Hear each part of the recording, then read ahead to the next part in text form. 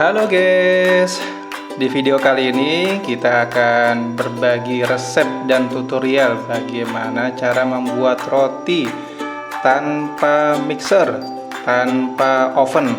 Buat roti pakai mixer sudah biasa, buat roti dengan oven juga sudah biasa. Nah, yang luar biasa bagaimana membuat roti tanpa mixer, tanpa oven. Video kali ini pas buat mami dan bunda yang di rumah gak punya mixer, gak punya oven, tapi tetap bisa berkreasi untuk membuat roti yang super enak dan pastinya anti gagal. Oke, apa saja yang perlu disiapkan bahan-bahannya? Yang pertama, tentu tepung terigu. Karena kita membuat roti, maka pilihlah tepung terigu dengan protein yang tinggi. Kalau kita boleh nyebut merek ya Cakra.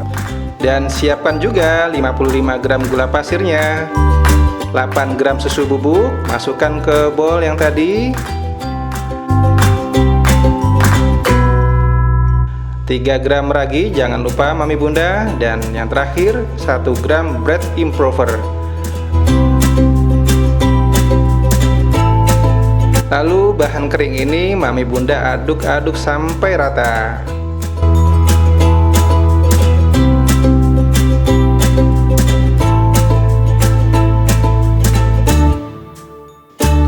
Nah, setelah rata, kita siapkan 1 butir kuning telur. Lalu dimasukkan ke bowl dan kita siapkan juga 38 gram susu cair.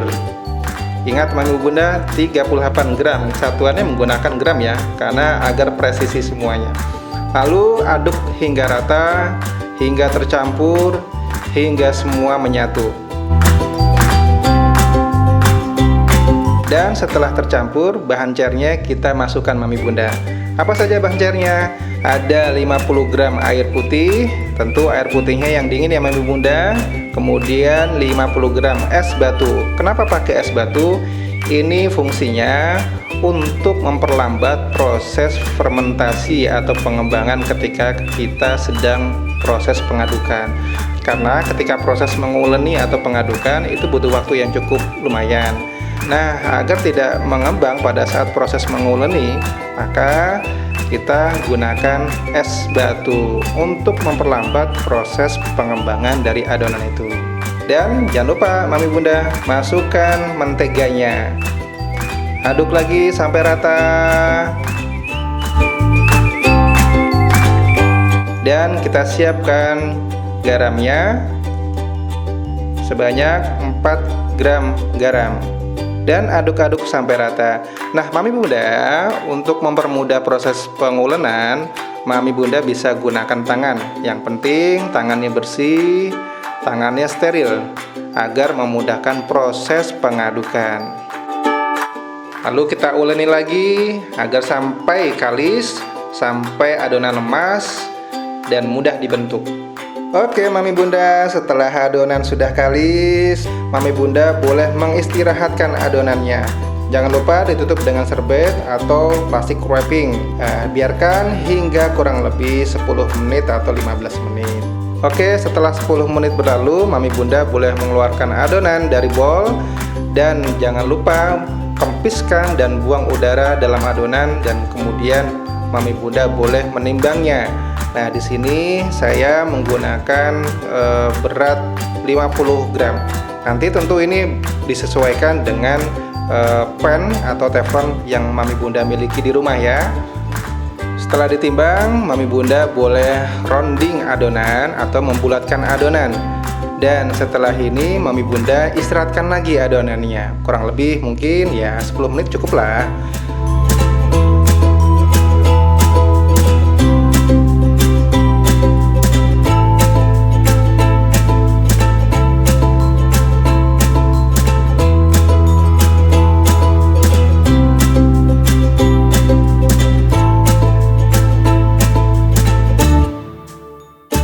Nah, selanjutnya ini proses filling mami bunda. Untuk jenis fillingnya itu disesuaikan dengan selera mami bunda. Kalau di video ini saya menggunakan coklat blok. Jadi boleh diisi dengan selai, boleh diisi dengan keju, boleh diisi dengan pisang, atau apapun yang Mami Bunda sukai. Mami Bunda jangan lupa untuk menyiapkan alat pemanasnya. Boleh menggunakan teflon, boleh menggunakan panci, apapun yang ada di rumah boleh digunakan. Nah, jangan lupa alasnya dialasi dengan kertas roti. Agar apa? Supaya adonan tidak lengket ketika nanti dibalikan atau dikeluarkan. Mami Bunda, ketika proses filling, jangan lupa ya untuk menutup adonan dengan rapat-rapat. Dicubit-cubit boleh, seperti yang saya contohkan kali ini.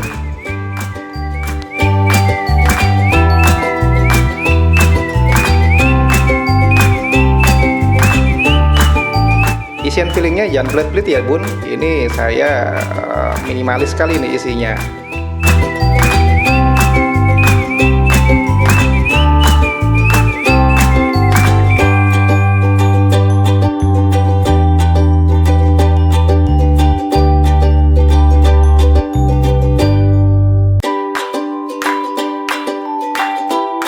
Lakukan proses yang sama, filling, rounding pada semua adonan hingga selesai.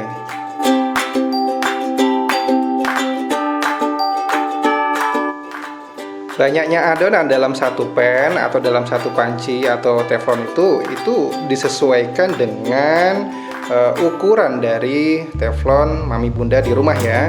Jadi kalau dalam video ini saya gunakan 6 adonan dengan berat adonan masing-masing 50 gram. Jangan terlalu padat, karena nanti kalau terlalu padat matangnya lama dan mungkin tidak merata. Langkah terakhir, lakukan final proofing atau proses pengembangan selama 45-60 menit. Lalu setelah semua adonan kita masukkan ke panci atau teflon, Mami Bunda siapkan kompornya. Kemudian dipanaskan di atas api dengan api kecil. Nah, proses pemanasan pada tahap pertama ini membutuhkan kurang lebih 15-20 menit. Jadi Mami Bunda kalau menggunakan api kecil mungkin 15-20 menit sudah cukup. Nah, kemudian angkat dan keluarkan dan dibalik. Nah, permukaan yang masih putih itu Mami Bunda posisikan pada posisi bawah nanti untuk dimasukkan kembali ke dalam pan atau ke dalam teflon Mami Bunda. Nah, untuk pemanasan kedua Mami Bunda tidak perlu menggunakan kertas roti lagi, tapi kalau mau menggunakan silakan. Nah, kertas rotinya jangan lupa Mami Bunda dikeluarkan atau dibuka. Lalu setelah itu ditutup kembali rapat-rapat. Lakukan tahap ini dengan cepat karena roti masih dalam proses pengembangan. Jadi dia sangat rentan sekali bisa turun lagi. Oke Bunda, akhirnya roti kita sudah matang dan dikeluarkan dari pan atau dari teflon dan pindahkan ke dalam alat saji yang Mami Bunda miliki di rumah ya. Nah, Mami Bunda pada proses ini Mami Bunda boleh melakukan finishing dengan memoles roti dalam keadaan panas-panas. Setelah matang dipoles dengan mentega agar dia shining, mengkilat dan lebih lembut lagi pada permukaannya. Pada proses ini saya lupa memoles, tapi nanti di tahap akhir saya sudah lakukan pemolesan sehingga warnanya kemudian kelembutannya pada permukaan roti akan lebih softly sekali dan lebih lembut lagi. Oke Mami Bunda, selamat mencoba resep ini di rumah bersama keluarga tercinta. Dan jangan lupa Mami Bunda like, subscribe, komen, dan share. Semoga bermanfaat, sehat selalu, dan sampai jumpa di video berikutnya. Bye-bye.